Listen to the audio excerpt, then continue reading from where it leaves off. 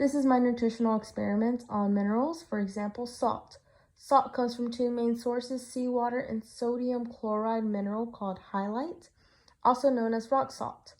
Rock salt occurs in vast beds of sedimentary vaporite minerals that result from drying up of enclosed lakes like playas and areas of flat, dried up land, especially a desert basin from which water evaporates quickly, and also seas. Salt beds may be up to 350 miles thick and underlie broad areas. So what is table salt? Well, table salt is sodium and chloride, and what is it used for? It's used for food additives, preservatives, and flavorings. For instance, like seasoning, like using salt to season steak. Salt regulates extracellular fluids to help fluids in the body be in balance. But how much salt do you really need for the body to function? Well, here I have 3 cups, and in each cup I have 3 different amounts of salt. In this, I have 1 1/4 teaspoon of salt, which is equivalent to 500 milligrams of sodium, which is the adequate intake of sodium for a person. And in this cup, I have 1 1/4 teaspoon of salt, which is equivalent to 2,400 milligrams of sodium. And in this cup, I have 3 tablespoons of salt, which is equivalent to 6,000 milligrams of sodium. Now, the reason why we're doing this is because many people only consider the amount of salt they sprinkle on their food. But however, we must remember that it also considers the amount, we also have to consider the amount of sodium that's already found in the food every day. For instance, right here, and a small bag of a single serving of Lay's potato chips has 170 milligrams of sodium.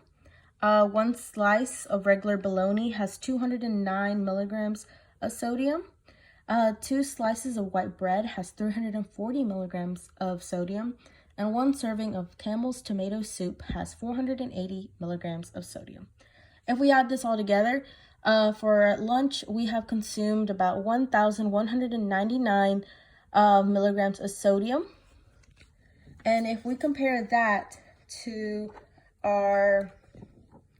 the 1 1/4 teaspoon of salt, which is this cup right here, we will have to consume about 699 milligrams of sodium more to reach this amount, which is 500 milligrams of sodium.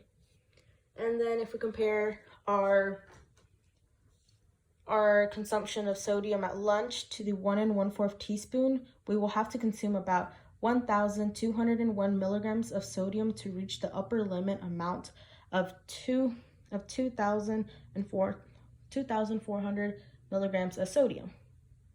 How much? So at lunch, we ate slightly in the middle of these 2 right here.